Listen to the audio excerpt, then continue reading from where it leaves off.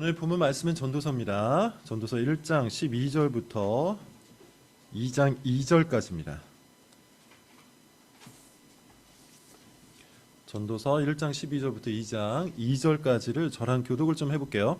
나 전도자는 예루살렘에서 이스라엘 왕이 되어 마음을 다하며 지혜를 써서 하늘 아래에서 행하는 모든 일을 연구하며 살핀즉 이는 괴로운 것이니 하나님이 인생들에게 주사 수고하게 하신 것이라. 내가 해 아래에서 행하는 모든 일을 보았노라. 보라, 모두 다 헛되어 바람을 잡으려는 것이로다. 구부러진 것도 굳게 할 수 없고 모자란 것도 셀 수 없도다. 내가 내 마음속으로 말하여 이르기를, 보라, 내가 크게 되고 지혜를 더 많이 얻었으므로 나보다 먼저 예루살렘에 있던 모든 사람들보다 낫다 하였나니 내 마음이 지혜와 지식을 많이 만나 보았음이로다. 내가 다시 지혜를 알고자 하며 미친 것들과 미련한 것들을 알고자 하여 마음을 썼으나 이것도 바람을 잡으려는 것인 줄 깨달았도다. 지혜가 많으면 번뇌도 많으니 지식을 더하는 자는 근심을 더하느니라. 나는 내 마음에 이르기를, 자, 내가 시험하여 너를 즐겁게 하려니 너는 낙을 누리라 하였으나 보라, 이것도 헛되다. 같이요. 내가 웃음에 관하여 말하여 이르기를, 이것은 미친 것이라 하였고 희락에 관하여 이르기를, 이것이 무슨 소용이 있는가 하였노라. 아멘. 전도서 강의 세 번째 시간입니다. 제목은 이거예요. 웃는 게 그렇게 좋은가? 웃는 게 그렇게 좋은가? 칼 세이건이라는 아주 유명한 무신론자가 있습니다. 아는 분들도 혹시 있을지 모르겠네요. 돌아가신 분인데 과학자예요. 여러 분야를 연구하신 분입니다. 주로 천체 물리학자로 알려져 있죠. 그는 기독교 공격의 선봉장이었습니다. 항상 책이라든지 강연을 통해서 기독교 진리에 대해서, 기독교 교리에 대해서 그것이 틀렸다고 공격을 하는 사람이었어요. 어느 날 라디오에 나와서 이런 인터뷰를 합니다. 빅뱅 이론과 우주 팽창론에 대해서 한참 강의를 한 후에 진행자가 이렇게 물어보죠. 그렇다면 그렇게 폭발한 물질들은 어디서 온 거죠? 카일 세이건이 답합니다. 바로 그 부분이 과학의 한계입니다. 모른다는 겁니다. 빅뱅 이론 그리고 우주 팽창론이 현재 우주론을 설명하는 가장 확실한 이론이라고 하는데, 그 최초의 원인, 그 최초의 물질에 대해서는 과학도 답변을 할 수 없다는 것이죠. 일단 지금 나타나 있는 현상을 보면 우주는 팽창하고 있다고 하죠. 그러므로 엄청나게 옛날, 수십억 년이건 수백 년 전이건 그 옛날 어느 때에는 우주가 완전히 압축되어 있던 시절이 있었을 겁니다. 이것을 발견하고 이것을 말하는 것이 과학이에요. 그러나 그 과학으로는 그 빅뱅을 일으킨 폭발력과 그 빅뱅의 물질이 어디서 왔느냐, 이 질문에 대해서는 답변을 할 수 없다는 겁니다. 그런 면에서 이 칼 세이건은 굉장히 정직한 과학자였어요. 본인이 다 안다고 주장하지 않고 그것에 대해서는 나는 모른다, 그것이 과학의 한계다, 이렇게 고백을 했기 때문이에요. 실제로 그 유명한 무신론자, 여러분들이 알만한 무신론자 리처드 도킨슨도 최종적으로는 믿음의 도약이 필요하다고 말합니다. 믿음의 도약. 믿음의 도약이 여러분 뭡니까? 과학을 통해서 현상을 추정할 수는 있지만 어느 한순간에 도달하면 답할 수 없는 문제들을 만나게 될 것이고, 그 순간에는 무신론자도 과학을 추구하는 과학주의자들도 결국 믿음의 도약이 필요하다는 거예요. 예컨대 조금 더 쉽게 말씀을 드리면 숫자로 표현할 수 있습니다. 우리는 1이 2가 어떻게 되는지를 알고 있죠. 1이 어떻게 2가 됩니까? 1에 1을 더하면 2가 되거나 3에 1을 빼면 2가 됩니다. 또는 2에 1을 곱해도 2가 될 수 있죠. 4를 2로 나누어도 2가 될 수 있어요. 우리는 이미 만들어진 현상을 놓고 이런저런 분석을 통해서 그것이 어떻게 만들어지는지를 충분히 추정할 수 있어요. 이런 것들이 과학이요 수학입니다. 그러나 0이 어떻게 1이 되는지는 그 누구도 답변할 수 없어요. 0이 어떻게 1이 됩니까? 0은 0인데 어떻게 갑자기 1이 될 수 있냐는 질문이에요. 0에 1을 더하면 되죠. 만약에 이렇게 답변한다면 굉장히 어리석은 답변일 겁니다. 그 1, 0에 1을 더하는 그 1은 도대체 어디서 온 겁니까?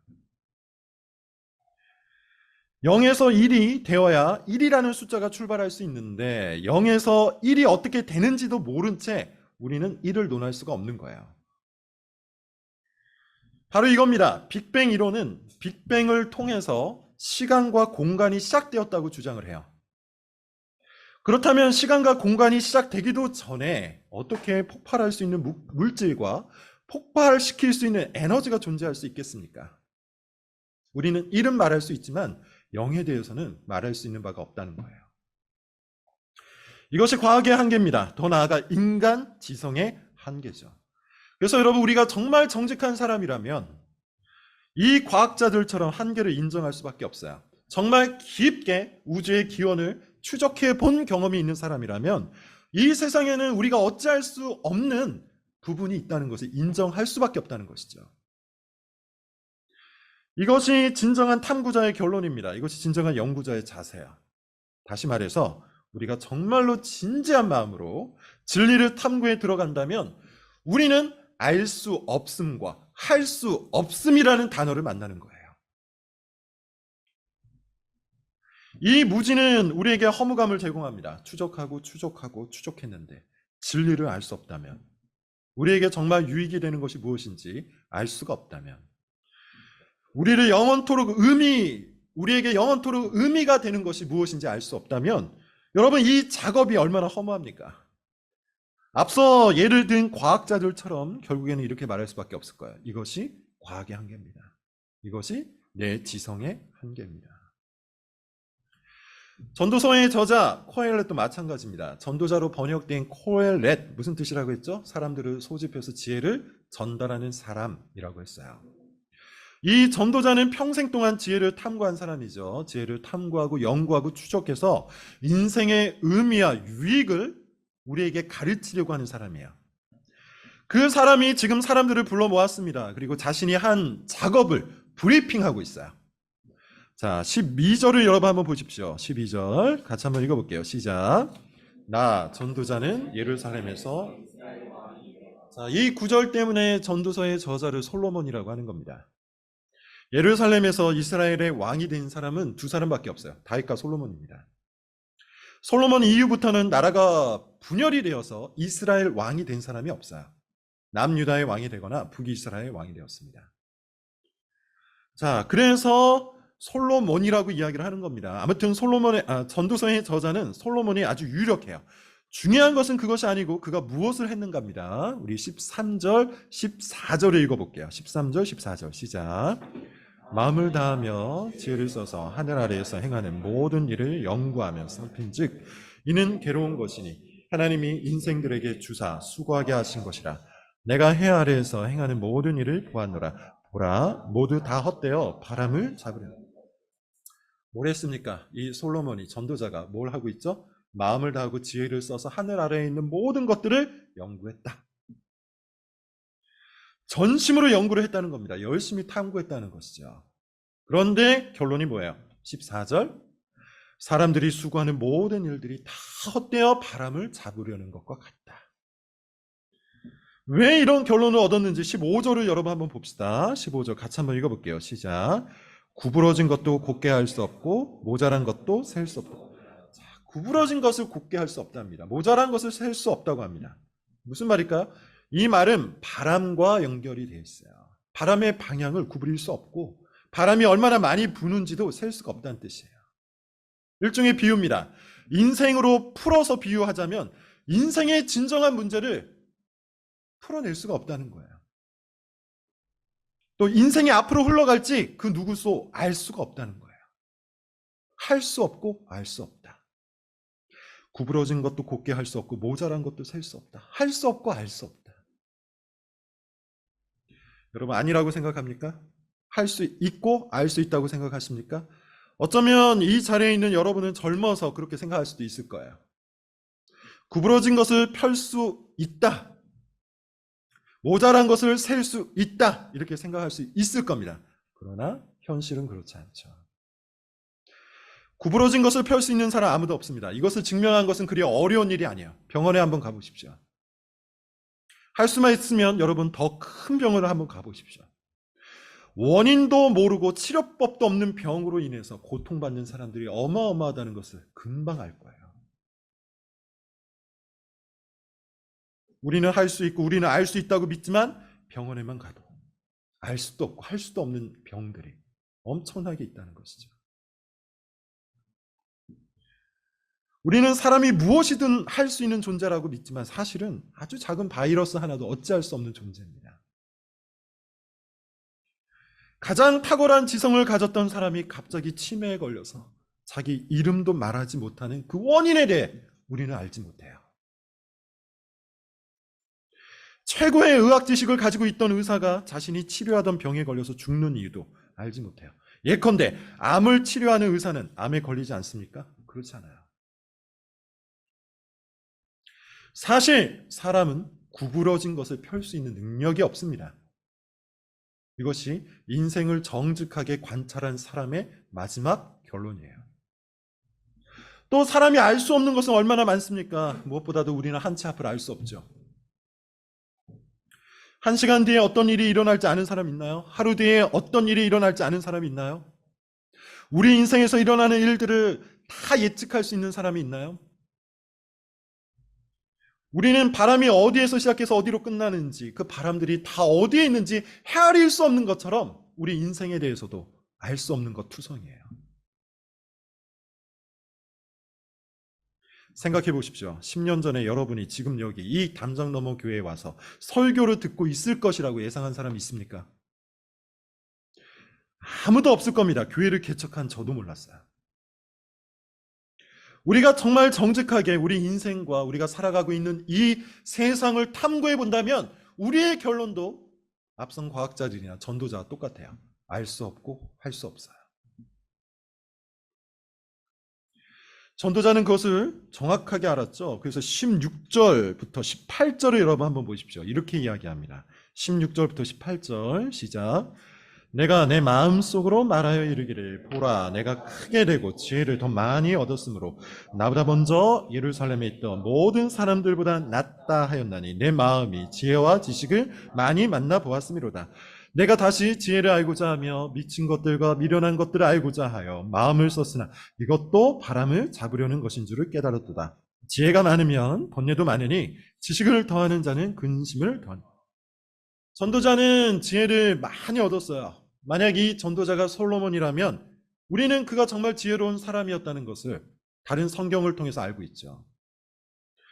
전도자는 자신이 이미 지혜를 많이 알고 있고요. 거기에 대해서 더 많은 지혜를 얻고자 열심히 연구했다고 합니다. 17절 지혜를 알고자 하며 미친 것들과 미련한 것들을 알고자 하여 마음을 썼으나 열심히 학문을 닦고 열심히 지식을 탐구했다는 겁니다. 그런데 결론이 뭐예요? 18절 결론이 뭡니까? 17절 뒷부분 바람을 잡으려는 것과 같다. 허무했다는 뜻이죠. 인생의 의미를 알 수도 없었고 인생을 정말로 유익하게 해주는 것도 얻을 수가 없었다는 거야. 지식은 많습니다. 열심히 학문을 연구하여서 많은 지식을 얻었어요. 그러나 그 지식이 그의 마음을 평안하게 해주지 못했어요. 학문도 높습니다. 그러나 그것이 그의 근심을 덜어주지 못했다고 해요. 여러분 사실 이것은 전도자만의 말이 아닙니다. 모든 철학자들이 동의하는 바예요. 철학자들이 누굽니까? 여러분 그 철학의 기원을 찾아보면 말 그대로 지혜를 탐구하는 자들, 그를 철학자라고 해요. 철학자들은 지혜를 탐구하고 탐구해서 나름대로 많은 지식과 학문과 인생을 통찰할 만한 지식들을 얻어냈어요. 실제 우리가 사는 세상에서도 철학자들은 그 누구보다도 똑똑합니다. 그러나 모든 철학자들이 인정하듯 그 지식과 학문이 인생의 근원적 문제를 해결해 주지 못해요. 여러분 이것은 철학사를 간단하게 요약하는 것만으로도 우리가 충분히 답을 얻을 수 있어요. 철학의 역사는 지혜를 추구하는 역사입니다. 그리고 사실 이 지혜는 시간이 합쳐지면서 점점 발전해 왔죠. 헤겔이라는 철학자 아실 겁니다. 헤겔이 말하듯 정이 있으면 그에 반대되는 반이 있죠. 그리고 이 두 가지가 합쳐져서 합이 되는데 이 합은 또 정이 되고 이 정에 반대되는 반이 나와요. 그렇게 정반 합을 통해 역사가 진보하였다. 이것이 헤겔의 변증법적 역사관이에요. 헤겔의 변증법적 역사관에 따르면 인류는 진보했고요. 역사는 발전했습니다. 철학도 그러해요. 그런데 여러분, 우리 시대가 붙들고 있는 철학 뭡니까? 첫 번째, 두 번째 시간에 얘기했듯 쾌락적 허무주의예요. 쾌락적 허무주의. 뭡니까? 인생에는 무슨 특별한 의미가 없다. 그러니 그냥 쾌락을 즐겨라. 이게 수천 년의 역사를 통해 지혜를 탐구하고 추적해왔던 철학자들의 최종 결론이에요. 인생의 문제를 해결해 줄 수 있는 근원적 진리가 없다. 인생이 무엇인지 말해줄 수 있는 참된 진리가 없다. 설령 있다 한들 우리는 알 수 없다. 그러니 본능대로 살자. 그러니 쾌락을 추구하면서 살자. 이것이 그 오랜 기간 최고의 지성인들이 연구해서 나온 결론입니다. 전도자는 이것을 이미 알고 있었어요. 그는 최고의 지식을 얻어도 결국 마음속에 가득한 그 불안과 근심을 덜어낼 수 없다는 것을 알았어요. 다시 말하면 전도자가 안 것은 나는 모른다는 것, 그리고 나는 할 수 없다는 것, 이 두 가지예요.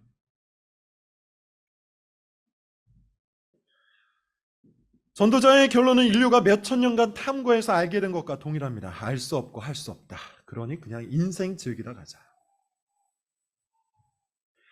전도자도 비슷한 일을 하죠. 연구하고 탐구하고 추적을 했지만 그것으로는 인생의 의미를 찾아낼 수 없었어요.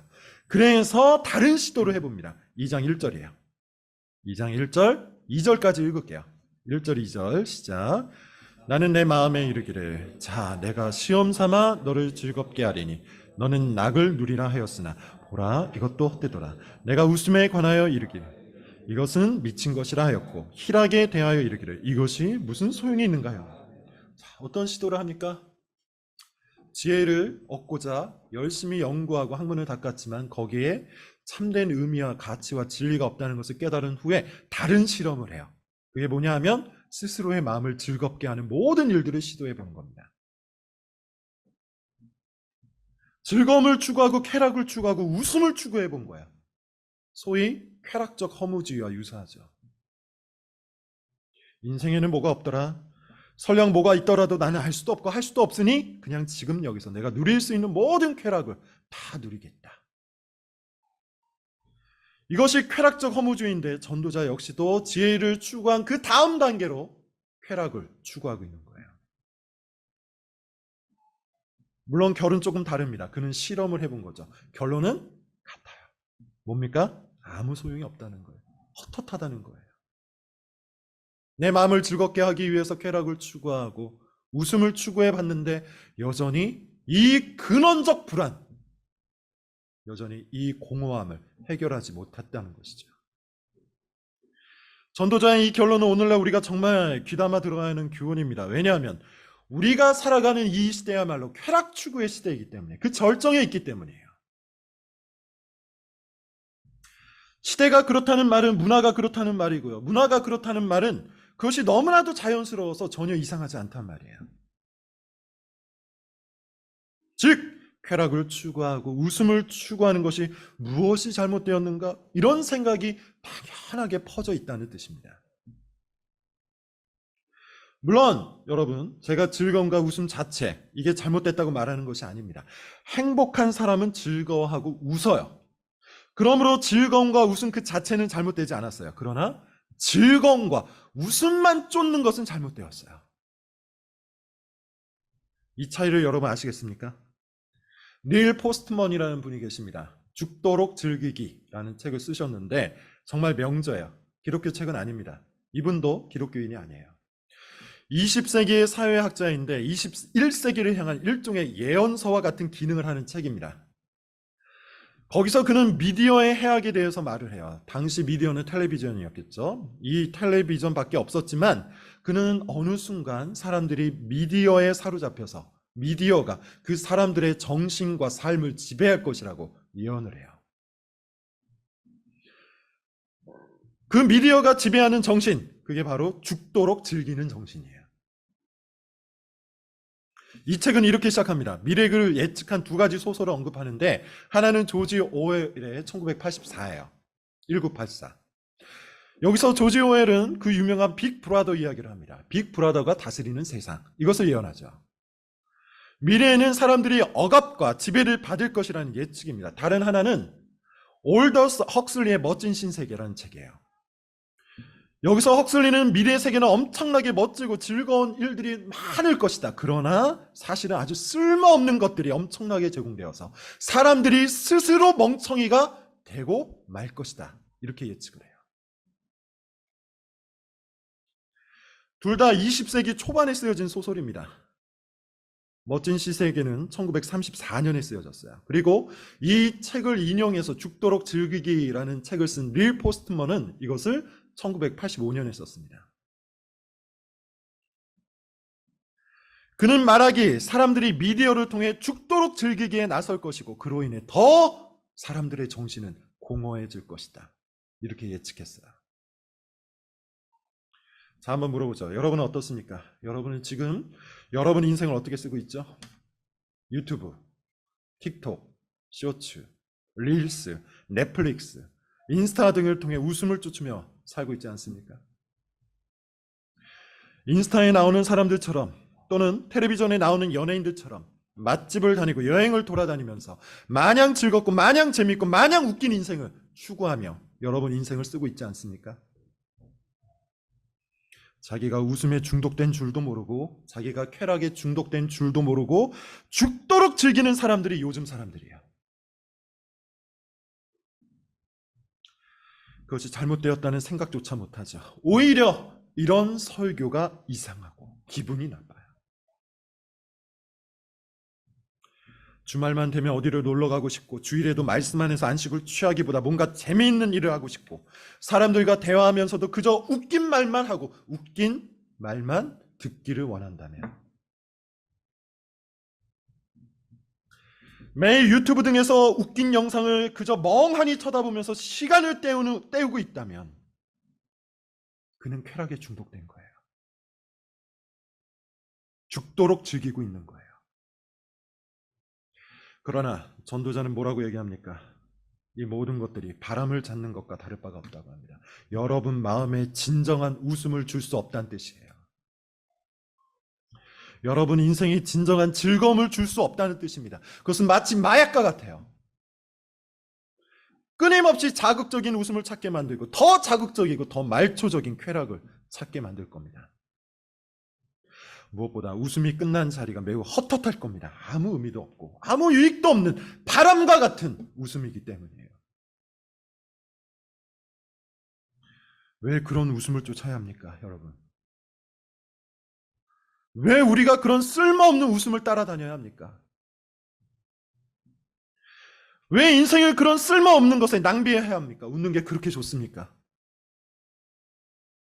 다른 사람이 누리는 것을 나도 다 누려야 한다고 여러분 생각하십니까? 그것이 인생의 행복이에요. 즐거움이라고 믿습니까? 연예인들이 사는 것처럼 인스타의 유명인들이 사는 것처럼 그렇게 살아야만 행복이라고 생각하십니까? 그런 인생은 사실 어리석은 인생이요, 미련한 인생이요, 바람을 잡으려고 애를 쓰는 인생일 뿐이에요. 역사가 그것을 증명해요. 그렇게 살아가는 그 사람은 평생 웃고 영원히 통곡하게 될 겁니다. 성경을 보십시오. 성경의 인물들은 진짜 웃음을 얻기 위해 기꺼이 현생의 쾌락을 쫓지 않았습니다. 다니엘은 영원한 복락을 위해서 바벨론 왕궁의 쾌락을 쫓지 않았습니다. 세례 요한은 구원의 길을 걷기 위해서 헤롯 왕궁의 즐거움을 쫓지 않았습니다. 예수님의 제자들 생각해 보세요. 그들은 즐겁고 기뻐했지만 그 즐거움과 기쁨은 세상으로부터 온 게 아니에요. 그들은 바람 같은 웃음이 아니라 영원한 웃음을 추구했기 때문에 때로는 이 세상에서 인상을 쓰며 살았습니다.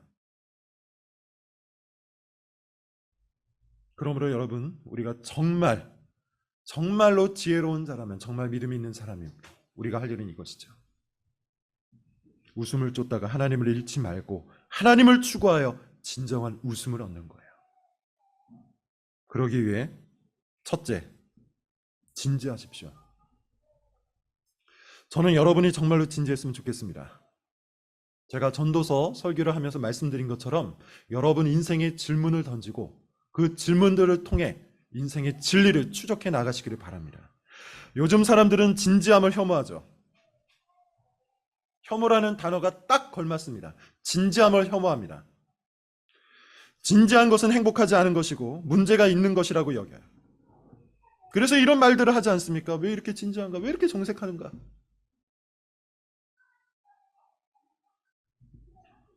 왜 이렇게 인상을 쓰는가? 이런 말도 합니다. 행복해서 웃는 것이 아니라 웃어서 행복하다. 정말 그럴까요? 진지함이 빠진 채로 얻을 수 있는 행복이 있습니까? 진지한 탐구를 잃어버린 채 얻을 수 있는 웃음이 있을까요? 만약 그렇게 얻은 웃음이 있다면 그 웃음은 거품이에요. 거짓이에요. 공허를 채우지 못할 겁니다. 허물을 만족시키지 못할 겁니다. 기껏해야 잠깐의 만족일 뿐이에요. 그것은 끊임없이 다른 만족을 추구하는 마약과 같은 웃음일 뿐이에요.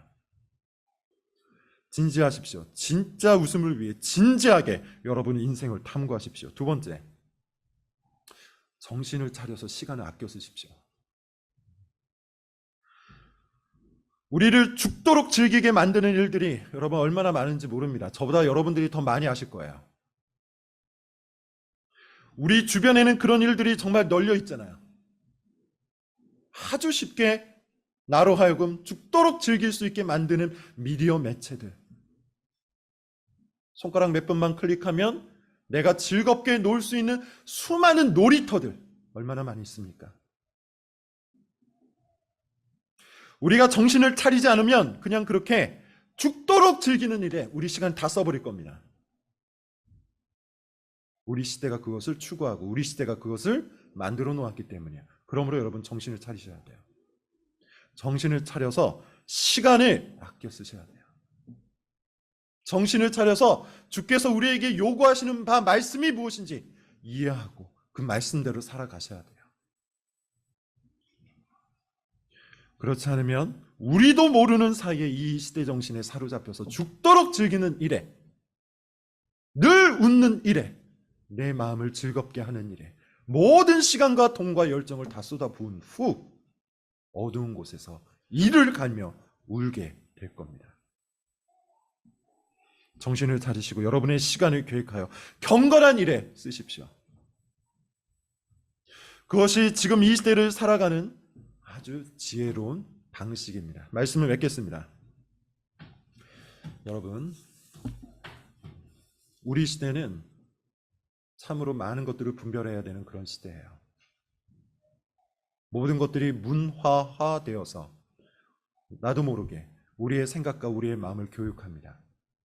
우리로 하여금 진지함을 혐오하게 하고 우리로 하여금 시간을 아껴 쓰지 못하게 만드는, 우리의 정신을 혼미하게 만드는 수많은 문화가 여전히 우리 주변에 널려 있어요.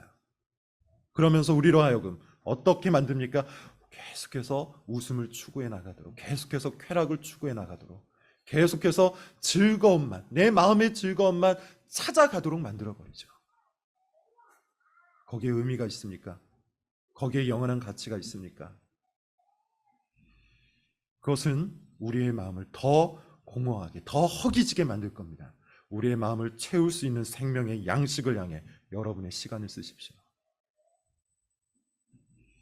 우리의 인생을 진정으로 웃게 만들 수 있는 그 영원한 가치와 진리에 여러분의 삶을 걸고 헌신하십시오. 주께서 여러분을 진정으로 웃게 만드실 겁니다. 기도하겠습니다.